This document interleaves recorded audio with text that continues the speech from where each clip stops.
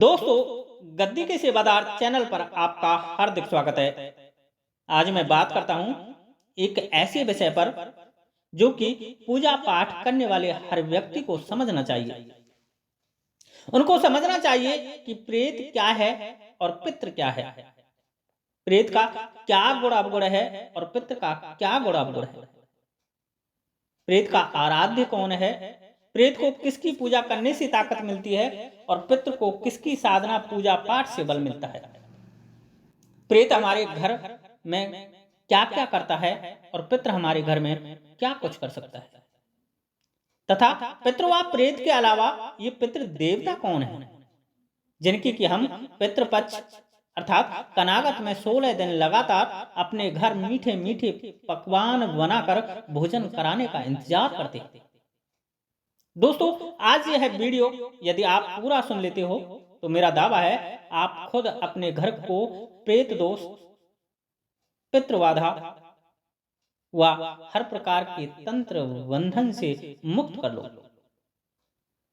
किंतु आपकी आदत है कि आप भी औरों के भांति वीडियोज में पहले लाइक, कमेंट्स व व्यू देखते हो। आप चैनल पर सब्सक्राइबर देखते हो कि इसके सब्सक्राइबर कितने हैं, और जब आपको लगता है कि लाइक, कमेंट्स व व्यू कम है, चैनल छोटा है, तो आप बिना वीडियोज देखे आगे बढ़ जाते हैं। किंतु आज आप ऐसा मत करना। आप यदि अपने घर परिवार को हर प्रकार के तंत्र बाधा, प्रेत बाधा व पितृ दोष से यदि मुक्त करना चाहते हो तो आज आपको प्रेत और पितृ के इस कॉन्सेप्ट को समझना होगा। आपको समझना होगा कि आप जो घर में माता काली, भगवान भैरव, माता चौराहे वाली, माता मसानी आदि को पूज रहे हो, ये सब आपके घर के प्रेत को मजबूत कर रहे हैं, ना कि पितृ को। कारण है कि ये सब शिव तत्व को धारण करते हैं।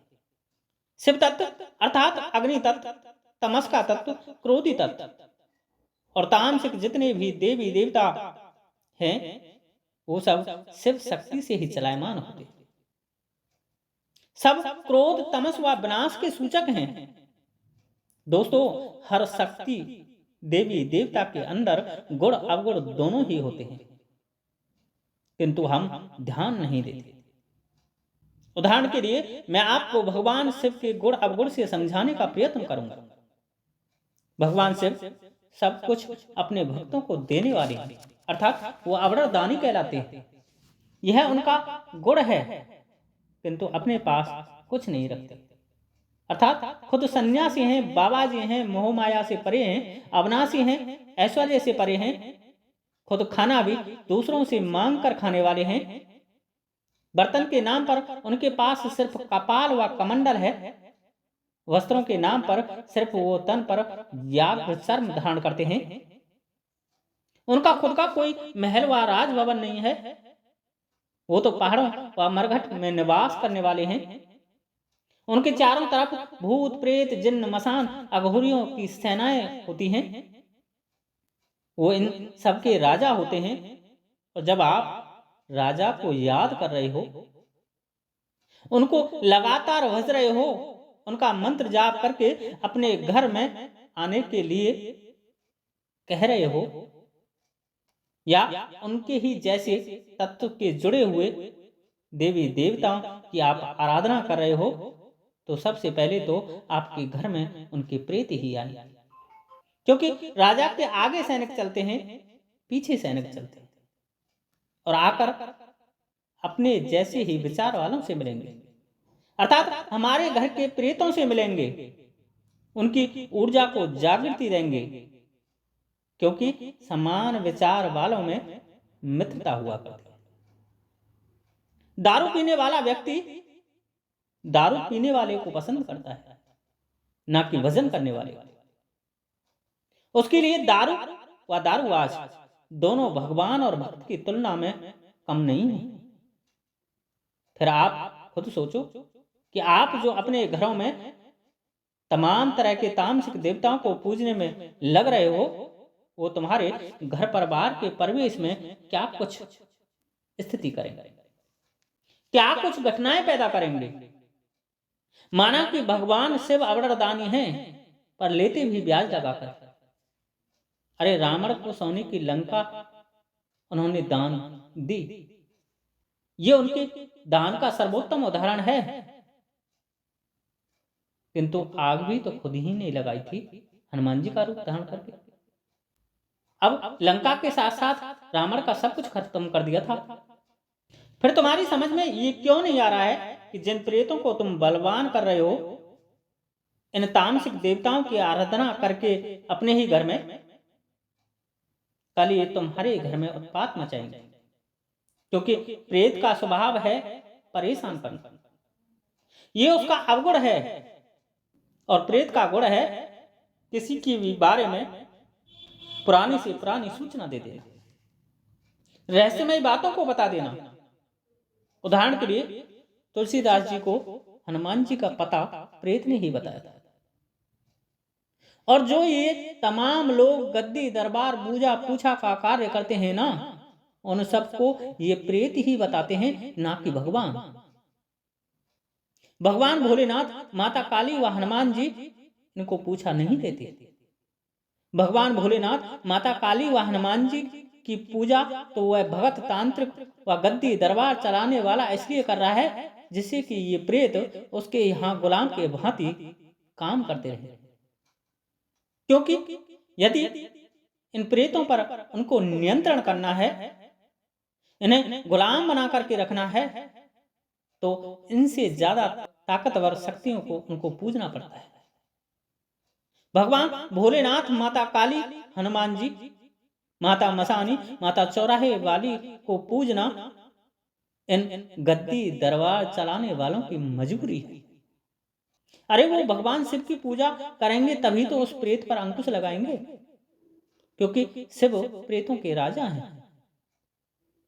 वो गद्दी दरबार चलाने वाला व्यक्ति माता काली का जाप करेगा तभी तो प्रेत गुलाम की तरह उनका कहा मानेगा, क्योंकि माता काली प्रेत पर सवारी करती है। वो भगवान भैरव की पूजा करेगा तभी तो प्रेतों से काम ले सकता है, क्योंकि भगवान भैरव इन प्रेतों के सेनापति हैं। वो हनुमान जी का जाप करेगा तभी तो प्रेत नौकर की भांति उनके यहाँ कार्य करेगा, क्योंकि प्रेत हनुमान जी से डरते हैं। किंतु आप लोगों को जब प्रेतों से कोई काम ही नहीं करवाना है, उनको नौकर नहीं बनाना है, तो क्यों फिर उन प्रेतों को जागृति दे रहे? क्यों अपने ही घर के प्रेत को शक्ति व ताकत दे रहे हो? इससे बढ़िया तो यह है आप उस प्रेत को पितृ बनाने का प्रयत्न करो, उसकी गति कराने का कर्म करो। और गति सिर्फ नारायण के स्वरूप से मिलती है, वो राम कृष्ण विष्णु के भजने से मिलती है। अरे शिव यदि अपने आप को खुद ही प्रेत तत्व से मुक्त करा लेते तो राम राम नहीं बजते। माता काली यदि खुद ही क्रोध को शांत कर लेती तो उन्हें कृष्ण तत्व में विलीन होने की क्या आवश्यकता थी। माता चौराहे वाली, जिनको कि मदानन चौगानन कहते हैं, जो कि चौराहे के भूत प्रेतों की रानी के नाम से जानी जाती हैं, उनको कृष्ण का ध्यान लगाने की क्या आवश्यकता थी। आप गुड़गांव वाली माता मसानी को देखो, वो माता चौराहे वाली तो हैं, वो सदा हर वक्त भगवान कृष्ण के ध्यान में आंख बंद किए भगवान कृष्ण को भजती रहती हैं। अरे जिस लक्ष्मी को तुम दिन रात भजते हो, जिसके पीछे भागते फिरते हो, जिसको प्राप्त करने के लिए तुम दिन रात पाप से पाप कर्म कर जाते हो, उसको उस नारायण के पीछे भगने, उनके चरणों में पड़े रहने की क्या आवश्यकता थी। दोस्तों, जब तक आप देवी देवता शक्ति के गुण अवगुण को नहीं समझोगे तब तक आप परेशान होते ही रहोगे। जब तक आप विधि और विधान को नहीं समझोगे तब तक तुम्हारे जीवन में कष्ट दस्तक देते रहेंगे। अब वो कष्ट कैसे भी हो सकते हैं, वो चाहे तो आप पितृदोष पाकर के भुगत रहे हो, चाहे तंत्र से पीड़ित होकर के भुगत रहे हो, चाहे किसी प्रेत व ग्रह दोष से पीड़ित होकर के भुगत रहे हो, आपको अपने घर के प्रेत को समझना होगा, तभी आप इन सबसे बाहर निकलेंगे। उसके गुण स्वभाव को समझना होगा। आप अपने ही घर के प्रेत को हनुमान चालीसा का पाठ करके घर से भगा नहीं सकते हो। और माता काली व भैरव की उपासना करके उनको जागृति करने की भी कोशिश मत करना, क्योंकि जब तुम्हें उनसे काम ही नहीं लेना है तो क्यों उनको बल देकर उनके प्रेत तत्व को बढ़ा रहे हो। इससे अच्छा है उसके प्रेत तत्व को पितृ तत्व में स्थानांतरित कर दिया जाए, उसको पितृ तत्व में बदला जाए, उसकी पीड़ा को दूर कर उसको शांति दी जाए, उसको गंदगी, कष्ट, नरक जैसी लगने वाली उस प्रेतवासा से निकाल करके शांत सौम्य शुद्ध पितृ योनि प्राप्त करवाई जाए।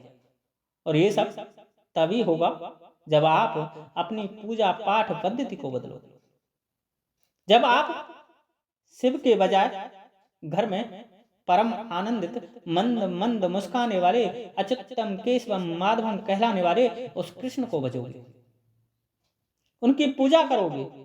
जब आप घर में सर्वप्रथम पूजा के अधिकारी कहलाने वाले उन गजानन कहलाने वाले गणेश जी को भजोगे, जो कि हमारे पितरों को सबसे ज्यादा प्रिय है।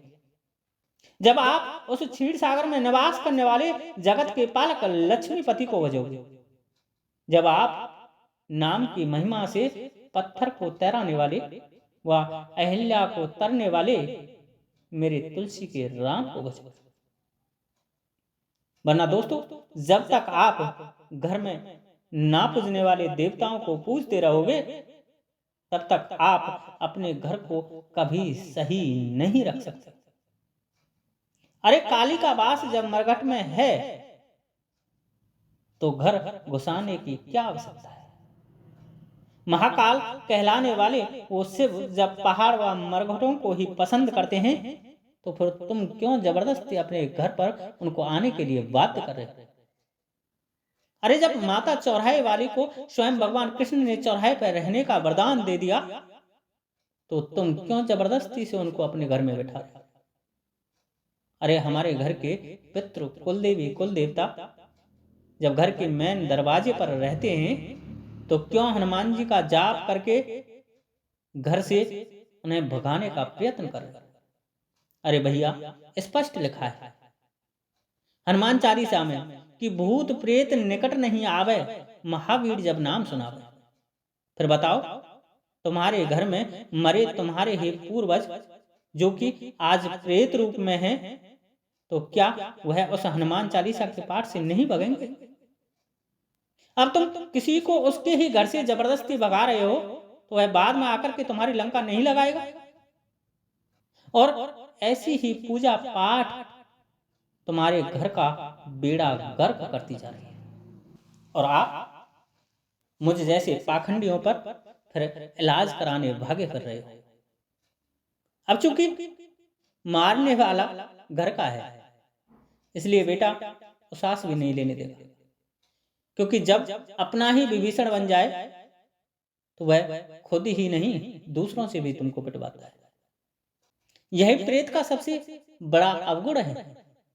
और जब इसी प्रेत को आप यदि पितृ बना लेते हो तो यही आपका रक्षक बन जाता है, आपका धन वैभव बढ़ाने का तरीका बताता है, आपको हर प्रकार की मदद करने की कोशिश करता है, क्योंकि आप पर जब धन वैभव आता है और यदि आप उससे इसके निमित्त दान पुण्य तप तपस्या दया परोपकार भजन कीर्तन करोगे तो इनको पितृ से पितृ देवता बनने का सौभाग्य मिलेगा। और पितृ जब पितृ देवता बन जाते हैं ना तो आपके पास वही सब होता है जो देवताओं के पास होता है। आपको अपना ही संसार किसी स्वर्ग से कम नहीं लगता। इसलिए दोस्तों, पूजा के कॉन्सेप्ट को समझने का प्रयत्न जरूर करना। आज के लिए इतना ही। वीडियो अच्छी लगी हो तो वीडियो को लाइक करो, कमेंट्स करो व जन कल्याण के खातिर ज्यादा से ज्यादा लोगों में शेयर जरूर करो। जय श्री राधे, जय श्री कृष्णा, जय माता की, जय गद्दी के सेवादार की।